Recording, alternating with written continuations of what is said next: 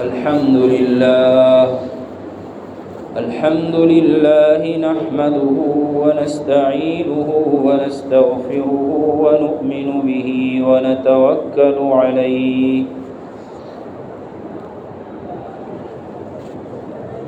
ونعوذ بالله من شرور أنفسنا ومن سيئات أعمالنا من يهده الله فلا مضل له ومن يضلله فلا هادي له ونشهد أن لا إله إلا الله وحده لا شريك له ونشهد أن سيدنا وحبيبنا ومولانا محمدًا عبده ورسوله صلى الله تبارك وتعالى عليه وعلى آله وأصحابه أجمعين وبارك وسلم تسليمًا كثيرًا كثيرًا أما بعد فأعوذ بالله من الشيطان الرجيم بسم الله الرحمن الرحيم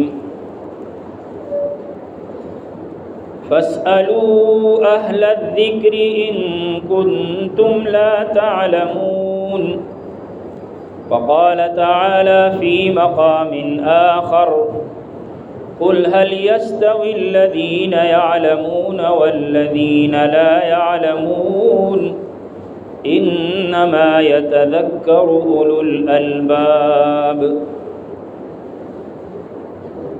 وعن علي رضي الله عنه أنه قال أنا عبد من علمني حرفا واحدا فإن شاء باعني وإن شاء عتقني وإن شاء استرقني آمنت بالله صدق الله مولانا العظيم وصدق رسوله النبي الكريم ونحن على ذلك من الشاهدين والشاكرين والحمد لله رب العالمین۔ میرے واجب الاحترام بزرگوں اور عزیز ساتھیوں، حقوق العباد کے سلسلے میں ہم قرآن و سنت کی تعلیمات کے بارے میں کچھ گزارشات ہر جمعے کو عرض کرتے ہیں۔ اللہ کے بندوں کے جو ہمارے اوپر حقوق ہیں، ان میں والدین کے بعد سب سے بڑا حق انسان پر اس کے استاد کا ہوتا ہے۔ اساتذہ کرام کے حقوق کو جاننا ہم سب کے لیے ضروری ہے، کیونکہ استاد چاہے دینی علم کا استاد ہو یا دنیاوی علوم کا استاد ہو، ان سب کا ہمارے اوپر بڑا حق بنتا ہے، اور یہ حق ہمیں اللہ سبحانہ و تعالیٰ نے قرآن کریم میں سکھایا ہے۔ نبی کریم صلی اللہ علیہ وسلم نے ہمیں احادیث مبارکہ میں سکھایا ہے۔ ہمارے سب سے بڑے استاد اور سب سے پہلے استاد وہ محمد رسول اللہ صلی اللہ علیہ وسلم ہیں، اس لیے سب سے بڑا حق تو ہم پر نبی کریم صلی اللہ علیہ وسلم کا ہے۔ حضور صلی اللہ علیہ وسلم نے خود فرمایا انما بعثت معلما، بے شک مجھے اللہ تعالیٰ نے معلم بنا کر مبعوث کیا ہے، یعنی اس لیے کہ میں امت کو تعلیم دوں، قرآن کی تعلیم، سنت کی تعلیم، یہ دینے کے لیے مجھے میرے رب نے مبعوث کیا ہے۔ تو سب سے بڑے معلم ہمارے نبی کریم صلی اللہ علیہ وسلم ہیں۔ آپ نے ایک حدیث میں ارشاد فرمایا انما انا لکم مثل الوالد لولدہ اعلمکم، فرمایا میں تمہارے لیے ایسا ہوں جیسے والد اپنی اولاد کے لیے ہوتا ہے، اعلمکم میں تمہیں سکھاتا ہوں۔ اس لیے فرمایا اذا اتیتم الغائط فلا تستقبلوها ولا تستدبروها، جیسے والد اپنے بچے کو چھوٹی چھوٹی باتیں آداب سکھاتا ہے، تو ہمارے نبی خاتم الانبیاء محمد الرسول اللہ صلی اللہ علیہ وسلم نے ہمیں چھوٹے چھوٹے آداب سکھا دیے۔ فرمایا میں تمہیں سکھا رہا ہوں کہ جب تم بیت الخلاء جاؤ، قضائے حاجت کے لیے جاؤ، تو اس وقت نہ تو قبلے کی طرف چہرہ کر کے بیٹھو اور نہ قبلے کی طرف پشت کر کے بیٹھو۔ یہ ادب کا تقاضا ہے، احترام کا تقاضا ہے، اس لیے کہ بیت اللہ کا ادب کرنا، قبلے کا ادب کرنا یہ ہمارے لیے ضروری ہے۔ انسان کو جو کچھ مقام ملتا ہے وہ اپنے اساتذہ کے ادب اور احترام سے ملتا ہے۔ ایک مقولہ عربی کا مشہور ہے کہ ما وصل من وصل الا بالحرمہ، کہ جو آدمی بھی جس مقام تک پہنچا ہے وہ احترام کی وجہ سے پہنچا ہے۔ وما سقط من سقط الا بعدم الحرمہ، اور جو بھی مقام سے گرا ہے، خواہ کوئی بھی ہو، جس مقام سے بھی گرا ہے وہ بے ادبی کی وجہ سے گرا ہے۔ اس لیے ہمارے اوپر سب سے پہلا ادب تو حضور صلی اللہ علیہ وسلم کا ہے، اس کے بعد پھر ہمارے سب سے بڑے محسن صحابہ کرام ہیں کہ انہوں نے نبی کریم صلی اللہ علیہ وسلم کی ایک ایک ادا کو محفوظ کر لیا اور ہم تک پہنچانے میں مکمل جد و جہد، محنت، کوشش فرمائی۔ انہی کی کوششوں کا نتیجہ ہے کہ آج ہم نبی کریم صلی اللہ علیہ وسلم کی سنتوں کو پڑھتے ہیں اور اس کے مطابق عمل کرنے کی توفیق ہوتی ہے۔ اگر وہ نہ ہوتے تو ہم تک نہ قرآن صحیح طریقے سے پہنچتا اور نہ احادیث ہمارے تک پہنچتی۔ اس کے بعد پھر تابعین، تبع تابعین، اور اس وقت سے لے کر اب تک جن لوگوں نے ہم تک اللہ کا دین پہنچانے میں کوششیں کی ہیں، محنتیں کی ہیں، اس کو سیکھا ہے، اس کو دل میں یاد کیا ہے، محفوظ کیا ہے، اور خشک روٹی کے ٹکڑے کھا کھا کر انہوں نے وقت گزارا ہے، ایک ایک جوڑا پہن کر انہوں نے طلب علم کے لیے دور دراز کے سفر کیے ہیں، وہ سب ہمارے استاد ہیں۔ اور جو استاد کا احترام کرے گا اس کو مقام ملے گا، جو استاد کا احترام نہیں کرے گا وہ اللہ کی نظروں سے بھی گر جائے گا اور اللہ تعالیٰ اس کو ذلیل فرما دیتے ہیں۔ اس لیے اپنے استاد کا احترام سیکھیں انسان۔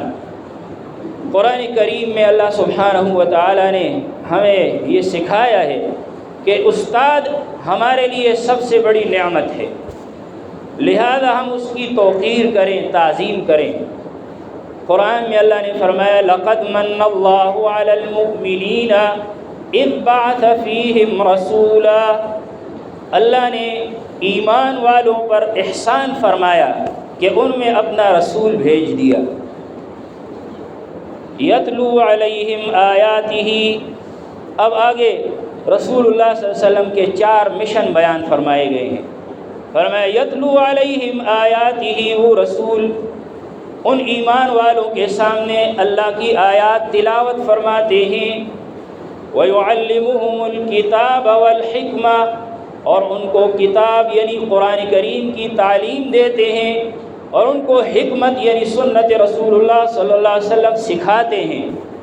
وَيُزَكِّيهِمْ، اور ان کا تزکیہ کرتے ہیں، یعنی ان کے باطن میں جو بری صفات ہیں اس کو نکال کر اس کے اندر اچھی صفات بھرتے ہیں، باطن کی صفائی کرتے ہیں کہ باطن میں اگر تکبر ہے، حسد ہے، بغض ہے، کینہ ہے، دوسروں کی حقارت ہے، اس کو نکال کر تواضع، عاجزی، انکساری، خیرخواہی اور خشیت اللہ کی صفات ان کے دلوں میں ڈالتے ہیں، تو اس کو کہتے ہیں تزکیہ۔ یہ بھی رسول اللہ صلی اللہ علیہ وسلم کا مشن تھا۔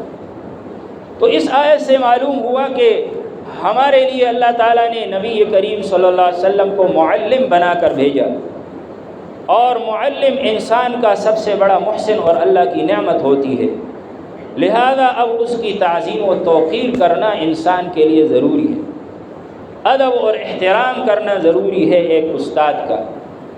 حضرت علی رضی اللہ تعالی عنہ فرماتے ہیں، فرمایا انا عبد من علمنی حرفا واحدا، میں اس کا غلام ہوں جس نے مجھے ایک حرف سکھایا۔ ان شاء باعنی، اگر چاہے تو مجھے بیچ دے، وان شاء اعتقنی، اور اگر چاہے تو مجھے آزاد کر دے، وان شاء استرقنی، اور اگر چاہے تو مجھے اپنا غلام بنا کر رکھے۔ تو آپ اندازہ لگائیں کہ ایک حرف کسی نے سکھایا تو فرمایا میں اس کا غلام بن گیا۔ لیکن اگر ہم اپنے معاشرے میں دیکھیں ہمارے اساتذہ کون ہیں، سب سے پہلے تو محمد رسول اللہ صلی اللہ علیہ وسلم ہے، ان کے ساتھ تو اللہ کا شکر ہے، محبت بھی ہے، عقیدت بھی ہے، احترام بھی ہے۔ اس کے بعد صحابہ کرام ہیں، اور تابعین، تبع تابعین، فقہاء اور علماء ہیں، محدثین ہیں۔ تو ان حضرات کے بارے میں بہت سے لوگ اعتراضات کر کے، ان پر طعن و تشنیع کر کے، ان کی تحقیر و توہین کر کے اللہ سبحانہ و تعالیٰ کے غضب کو دعوت دے دیتے ہیں۔ حالانکہ وہ بھی ہمارے استاد ہیں، ہم تک انہوں نے بھی دین پہنچانے میں پوری محنت کی ہے۔ اور پھر جن سے ہم نے سیکھا بچپن میں، ہم نے ان سے الف با تا سا پڑھا، جن سے ہم نے بچپن میں دعائیں پڑھی، نماز سیکھی، پھر ہم نے اسکول میں جن سے پڑھا ہمارے اساتذہ کرام، تو ان کو ہم وہ حق نہیں دیتے کہ جو ان کو حق دینا چاہیے۔ اس کی وجہ سے ہمارے علم میں برکتیں نہیں ہوتی، چاہے دنیا کا علم ہو یا دین کا علم ہو، اس سے برکت اٹھ جاتی ہے۔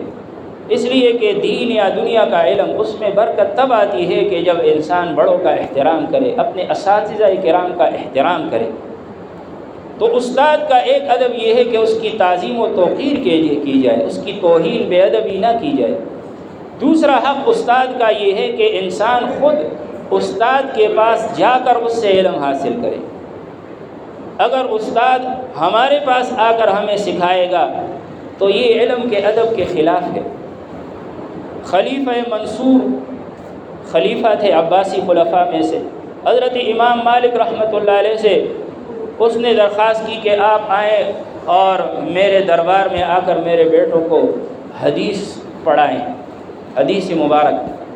تو حضرت امام مالک رحمۃ اللہ علیہ نے جواب دیا کہ اے خلیفہ، میں آپ سے اس بات کی توقع نہیں کرتا تھا کہ آپ دین کے علم کو اتنا حقیر سمجھیں گے کہ وہ دین کا علم خود آپ کے پاس چل کر آئے اور آپ کو کچھ سکھائے۔ یہ تو دین کے علم کی بے ادبی ہے، اس لیے میں اس سے معذور ہوں۔ پھر انہوں نے درخواست کی کہ میرے بچوں کو چلو اس طرح سکھائیں کہ میں ان کو بھیج دیا کروں گا، لیکن یہ ہے کہ ان کو عام لوگوں کے مجمع میں نہ سکھائیں، بلکہ ان کو الگ سے کمرے میں جدا کر کے سکھائیں۔ تو امام مالک رحمۃ اللہ نے فرمایا کہ میں اس سے معذرت خواہ ہوں، میں یہ نہیں چاہتا کہ میں رسول اللہ صلی اللہ علیہ وسلم کی وراثت کو کسی خاص شخص کے لیے خاص کر دوں، دوسروں کو اس سے محروم کروں۔ میں تو جو کچھ سکھاتا ہوں وہ سب کے لیے عام ہے، جو چاہے اس میں سے حصہ لے لے۔ تو پھر خلیفہ مجبور ہو گئے اور انہوں نے اپنے بچوں کو پھر امام مالک کے درس میں بٹھا دیا۔ چنانچہ وہ امام مالک رحمۃ اللہ علیہ کا درس جو مسجد نبوی میں لگتا تھا، اس میں آ کر امام مالک کے سامنے شرف تلمذ حاصل کیا انہوں نے۔ تو اس طریقے سے اپنے استاد کا ادب یہ ہے کہ ہم خود استاد کے پاس جا کر سیکھیں، یہ نہیں کہ اپنے گھر میں استاد کو بلائیں یا خود وہاں جا کر بلائیں کہ آپ آ جائیں ہمارے پاس، کیونکہ پیاسا جو ہوتا ہے وہ کنویں کے پاس جا کر سیراب ہوتا ہے، کنواں پیاسے کے پاس نہیں آتا۔ تو ہم پیاسے ہیں علم دین کے، لہذا ہم کنویں کے پاس جائیں گے، جہاں علم دین ہوگا وہاں حاصل کریں گے، نہ یہ کہ کنواں ہمارے پاس آئے گا۔ قرآن میں اللہ سبحانہ و تعالیٰ نے حضرت موسیٰ علیہ السلام اور حضرت خضر کا واقعہ بیان کیا ہے، ہم سب کو معلوم ہے۔ حضرت موسیٰ علیہ السلام کو اللہ نے حکم دیا کہ ہمارے ایک بندے ایسے ہیں جن کو ہم نے ایک علم ایسا دیا جو آپ کو بھی معلوم نہیں ہے، لہذا آپ جا کر ان کو تلاش کریں اور ان کے پاس جا کر علم سیکھیں۔ تو حضرت موسیٰ علیہ السلام کتنے جلیل القدر پیغمبر ہیں، اور ان کا مقام حضرت خضر سے اونچا تھا، لیکن یہ ہے کہ چونکہ اب وہ طالب علم بن کر جا رہے ہیں، ایک علم ہے جو حضرت خضر کے پاس ہے، حضرت موسیٰ کے پاس نہیں تھا، ان سے سیکھنے کے لیے جا رہے ہیں، اس لیے فرمایا آپ جائیں اور ان سے علم حاصل کریں۔ تو حضرت موسیٰ علیہ السلام نے پھر حضرت خضر سے فرمایا کہ حل اتبعک علی ان تعلمنی منک رشدا، کہ کیا میں آپ کی اتباع اور آپ کے ساتھ چل سکتا ہوں تاکہ آپ مجھے کچھ ہدایت اور رہنمائی کا علم سکھائیں جو اللہ نے آپ کو دیا ہے۔ تو اس آیت سے معلوم ہوا کہ طالب علم، ہم اگر علم کسی استاد سے سیکھیں تو ان کے پاس جا کر ان سے سیکھیں، ان کا ادب کریں، ان کا احترام کریں، تب جا کر ہمیں علم کی برکتیں نصیب ہوں گی۔ پھر تیسرا حق استاد کا یہ ہے کہ انسان استاد کے سامنے اس کی اجازت کے بغیر نہ بولے، خاموش رہے، جب وہ اجازت دے تو پھر انسان بولے۔ اور حدیث میں آتا ہے نبی کریم صلی اللہ علیہ وسلم نے جب جمعۃ الوداع کا خطبہ دیا تو لوگوں کو فرمایا کہ یا ایھا الناس انصتوا، اے لوگو خاموش ہو جاؤ، میری بات سنو جو میں دین کی بات عرض کر رہا ہوں، خاموش ہو جاؤ۔ اور اسی طرح استاد کا ادب یہ ہے کہ چلنے میں انسان استاد کے آگے آگے نہ چلے بلکہ استاد کو اپنے آگے کرے، کیونکہ وہ ادب کا تقاضا یہی ہے۔ اسی طرح استاد کا ایک ادب یہ بھی ہے کہ اگر استاد سے کوئی غلطی ہو جائے تو اس کی پردہ پوشی کی جائے۔ حضرت علی رضی اللہ تعالیٰ عنہ فرماتے ہیں کہ استاد کا ادب اور احترام اور اس کا حق بنتا ہے کہ استاد سے اگر کوئی غلطی ہو جائے تو اس کی پردہ پوشی کی جائے، اور راستے میں چلتے ہوئے اس کے آگے انسان نہ چلے، اس کے پیچھے پیچھے چلے۔ اور فرمایا کہ استاد کے عیوب کے پیچھے نہ لگے کہ اس کے اندر کیا عیوب ہیں، اس کی غیبت نہ کرے۔ آج ہمارے جو ساتھی پڑھتے ہیں، طالب علم ہیں، اسٹوڈنٹ ہیں جو کسی کالج میں یونیورسٹیوں میں پڑھتے ہیں، تو وہ اس بات سے بچنے کی پوری کوشش کریں کہ اساتذہ کی غیبت ہرگز نہ کیا کریں، ان کے عیوب کو تلاش نہ کریں۔ استاد جیسا کیسا بھی ہو وہ ہمارا استاد ہے، محسن ہے، اس نے ہمیں سکھایا ہے، اس نے ہمیں پڑھایا ہے۔ عیوب تو ہر انسان میں ہوتے ہیں، کون سا انسان انبیاء کے علاوہ ایسا ہے جس میں کوئی عیب نہ ہو؟ اس لیے اساتذہ کے عیوب تلاش نہ کریں بلکہ یہ ہے کہ ان پر پردہ پوشی کریں۔ اور فرمایا استاد کا حق ہے، حضرت علی نے فرمایا کہ اگر اس کو کسی چیز کی ضرورت پڑے تو لوگوں سے بڑھ کر آگے جا کر اس کی خدمت کرے، یہ استاد کا حق بنتا ہے۔ اس لیے استاد کے سامنے بلند آواز سے گفتگو نہ کرے انسان۔ قرآن میں اللہ تبارک و تعالیٰ نے فرمایا ان الذین ینادونک من وراء الحجرات اکثرهم لا یعقلون، اور فرمایا لا ترفعوا اصواتکم فوق صوت النبی۔ نبی کریم صلی اللہ علیہ وسلم چونکہ حضرات صحابہ کرام کے استاد تھے تو ایک جہت آپ کے استاد ہونے کی ہے، ایک تو اللہ کے نبی ہونے کی، امام الانبیاء ہیں، اس لحاظ سے تو آپ کا سب سے بڑا مقام ہے، لیکن یہ ہے کہ ایک جہت استاد کی بھی ہے، اس سے اساتذہ کا ادب بھی معلوم ہوتا ہے۔ فرمایا حضور صلی اللہ علیہ وسلم کی آواز کے سامنے اپنی آواز بلند نہ کرو، تو اس سے معلوم ہوا استاد کی آواز سے انسان اپنی آواز بلند نہ کرے۔ اور اسی طرح فرمایا اگر استاد جو ہے گھر میں ہے تو اس کو تکلیف نہ دو کہ اس کو باہر بلاؤ، اس کا دروازہ زور زور سے کھٹکھٹاؤ، بلکہ انتظار کرو۔ ادب کا تقاضا یہ ہے کہ باہر کھڑے ہو جاؤ، جب وہ باہر نکلے تو پھر ان سے کوئی بات پوچھنی ہو تو پوچھ لیا کرو۔ کچھ دیہاتی آئے اور انہوں نے حضور صلی اللہ علیہ وسلم کے حجروں کے باہر کھڑے ہو کر آواز نکالی، بلند آواز سے کہنے لگے اخرج الینا یا محمد، کہ اے محمد صلی اللہ علیہ وسلم ہمارے پاس باہر آ جائیے۔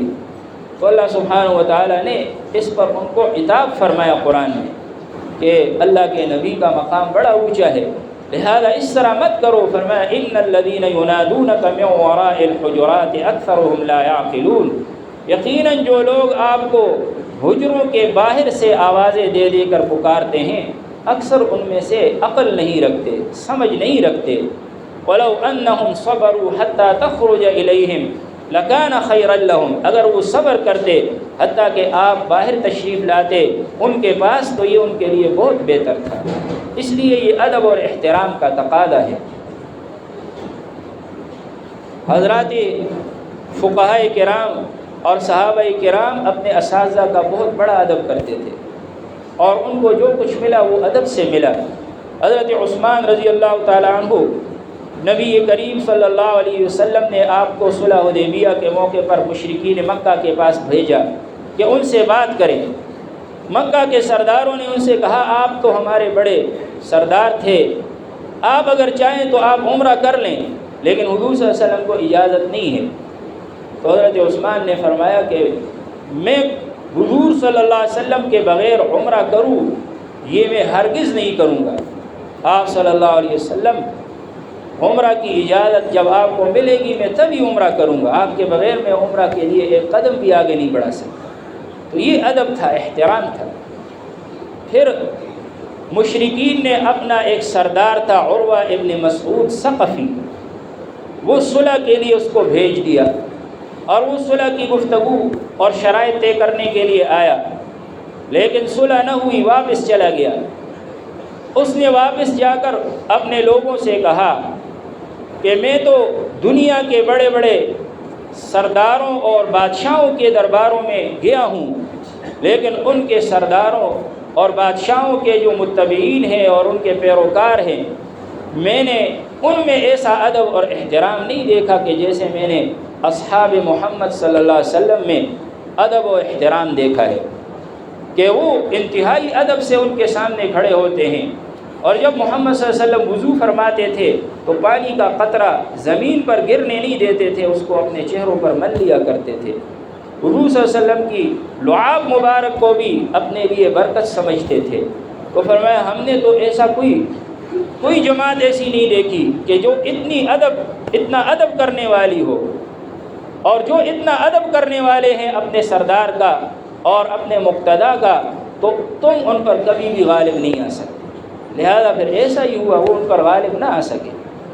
اس لیے جو کچھ ملتا ہے وہ ادب سے ملتا ہے، جو کچھ ملتا ہے اساتذہ کے احترام سے ملتا ہے، اور ان کے لیے دعائیں کرنے سے، ان کی خدمت کرنے سے انسان کو ملتا ہے۔ اور ہمارے استاد سب سے بڑے محمد الرسول اللہ صلی اللہ علیہ وسلم ہیں، اس کے بعد صحابہ کرام ہیں، اس کے بعد تابعین اور تبع تابعین، فقہاء اور محدثین ہیں۔ حضرت وہب ابن منبہ رحمۃ اللہ علیہ یہ بہت بڑے محدث ہیں، تو ان کے بارے میں آتا ہے کہ جب امام مالک سے انہوں نے حدیثیں پڑھی تو ان کے دل پر امام مالک کا ایسا احترام غالب ہوا کہ فرمانے لگے کہ اب تو میں ان کا غلام بن گیا، اب یہ جو چاہیں میرے ساتھ کریں، اگر مجھ سے خدمت لیں تو میں ان کی خدمت کروں گا، اگر مجھے بیچنا چاہیں مجھے بیچ دیں۔ اتنا احترام اپنے استاد کا فرماتے تھے۔ پھر اللہ نے ان سے اتنا بڑا کام لیا کہ آج ہم حدیث کی کتاب اٹھائے تو اس میں وہب ابن منبہ کا ذکر آتا ہے، اور اگر ہم تفسیر کی کتابیں اٹھائیں تو وہب ابن منبہ کے حوالے سے تفسیریں جو بھری ہوئی ہیں، اللہ نے ان کو اتنا اونچا مقام عطا فرما دیا۔ اسی طریقے سے حضرت امام ابو یوسف رحمۃ اللہ علیہ بہت جلیل القدر بڑے عالم گزرے ہیں، ان کے علوم سے آج ہم استفادہ کر رہے ہیں، ان کی روشنی اور ہدایت کے اندر ہم جو ہے وہ مسائل بتاتے ہیں، اس پر عمل کرتے ہیں۔ ان کے بارے میں لکھا ہے کہ شروع میں ان کے والد کا انتقال اس وقت ہو گیا جب وہ چھوٹے سے بچے تھے، تقریباً 9-10 سال کے اتنے لڑکے تھے، تو کمانے کے لیے کوئی نہیں تھا۔ ان کی والدہ نے ان کو ایک دھوبی کے پاس مزدور کے طور پر مقرر کر دیا۔ وہ سارا دن دھوبی کے پاس جا کر ان کے ساتھ کام کرتے تھے، اور شام کو 1 درہم ملتا تھا ان کو، اسی 1 درہم سے وہ اپنا بھی گزارا کرتے تھے اور اپنی والدہ کا بھی۔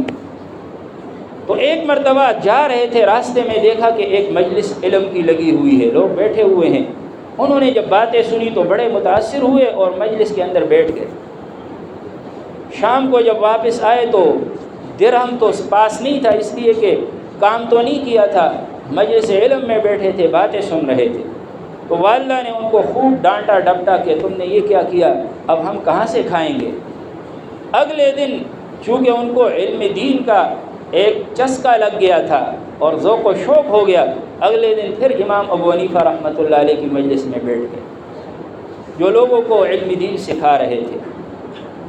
تو اوپر سے والدہ آئی اور اس نے امام ابو حنیفہ رحمۃ اللہ علیہ کو برا بلا کہا، اور کہا کہ آپ میرے اس بیٹے کو خراب کر رہے ہیں، اگر یہ یہاں آ کر بیٹھے گا تو پھر ہم کہاں سے کھائیں گے، اور یہ کیا کھائے گا۔ تو امام ابو حنیفہ رحمۃ اللہ علیہ نے ان کو فرمایا کہ آپ اس طرح کریں کہ اس کو میرے پاس چھوڑ دیا کریں، میں شام کو 1 درہم آپ کو دے دیا کروں۔ امام ابو حنیفہ رحمۃ اللہ نے فرمایا۔ پھر والدہ نے کہا کہ نہیں، اگر 1 درہم ہمیں ملے گا تو اب کی روٹی تو مل جائے گی، لیکن مستقبل کا کیا ہوگا، یہ کہاں سے کھائے گا؟ تو امام ابو حنیفہ رحمۃ اللہ علیہ مسکرائے اور آپ نے فرمایا کہ یہ پستے کے تیل کا بنا ہوا حلوہ کھائے گا۔ والدہ نے پوچھا یہ کیا کھائے گا؟ جیسے آج کل ہم بھی دین کا علم حاصل کرنے والوں کو کہہ دیتے ہیں کہ پھر یہ کہاں سے کھائیں گے؟ تو انہوں نے فرمایا کہ یہ پستے کے تیل کا حلوہ کھائیں گے۔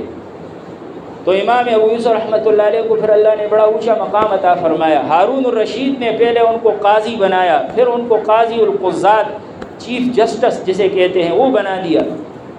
تو ہارون الرشید نے ایک دن جو ہے وہ امام ابو یوسف سے کہا کہ آج ہم نے آپ کی دعوت کی ہے۔ امام یوسف رحمۃ اللہ علیہ تشریف لے گئے۔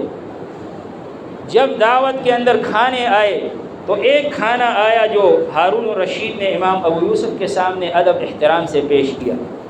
امام ابو یوسف رحمۃ اللہ علیہ سے کہا کہ یہ ایسا کھانا ہے جو ہم بھی کبھی کبھار کھاتے ہیں، بادشاہ بھی کبھی کبھی کھاتا ہے۔ تو امام یوسف نے پوچھا کہ یہ کیا چیز ہے؟ تو ہارون الرشید نے کہا کہ یہ پستے کے تیل سے بنا ہوا حلوہ ہے۔ تو امام ابو یوسف نے جب یہ سنا تو ان کی آنکھوں میں آنسو آ گئے، رونے لگے۔ ہارون الرشید نے پوچھا بھائی کیوں رو رہے ہو، کیا وجہ ہے؟ تو انہوں نے پھر اپنے استاد کا وہ واقعہ سنایا کہ ہمارے استاد حضرت امام ابو حنیفہ رحمۃ اللہ علیہ نے مجھے ایک دن یہ کہا تھا اپنی والدہ کے سامنے کہ جب اس نے کہا یہ کیا کھائے گا تو فرمایا کہ یہ تو پستے کے تیل کا بنا ہوا حلوہ کھائے گا۔ تو آج اللہ نے مجھے وہ حلوہ کھلا دیا۔ تو یہ ادب احترام اور ذوق شوق تھا ان کا۔ اللہ نے علم دین کی ادب اور علم دین کے شوق اور اس کو قیمتی سمجھنے کی وجہ سے ان کو اتنا بڑا اونچا مقام عطا فرما دیا۔ چنانچہ آج امام ابو یوسف رحمۃ اللہ علیہ کے جو فیصلے تھے قاضی القضاء کے طور پر، وہ جتنے بھی مسلمان قاضی گزرے ہیں انہوں نے اسی سے روشنی لی ہے اور اس کے مطابق فیصلے فرماتے ہیں۔ اس لیے انسان اپنے اساتذہ کا احترام کرے، اپنے اساتذہ کا ادب کرے، اسی سے انسان کو کچھ ملتا ہے، ورنہ تو انسان محروم ہو جاتا ہے۔ ہمارے اکابر کتنا ادب احترام کرتے تھے۔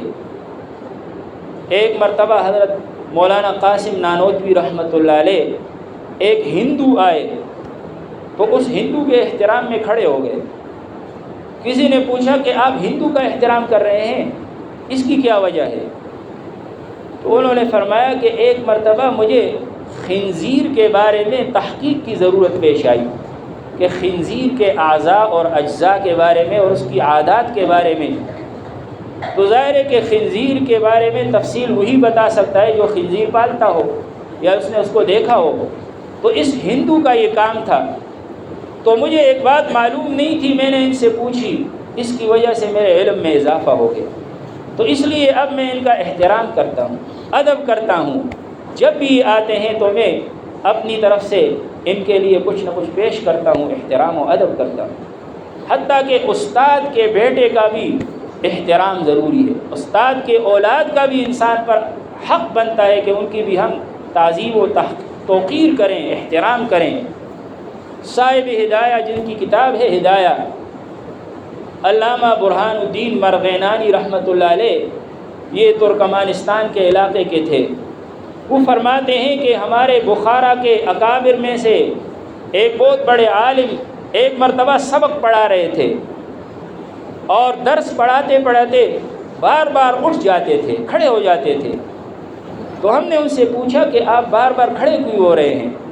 تو انہوں نے فرمایا کہ میں اس لیے کھڑا ہو رہا ہوں کہ سامنے بچے کھیل رہے ہیں، ان بچوں میں ایک میرے استاد کا بیٹا ہے، جب وہ قریب آتا ہے تو میں ان کے ادب کے لیے کھڑا ہو جاتا ہوں۔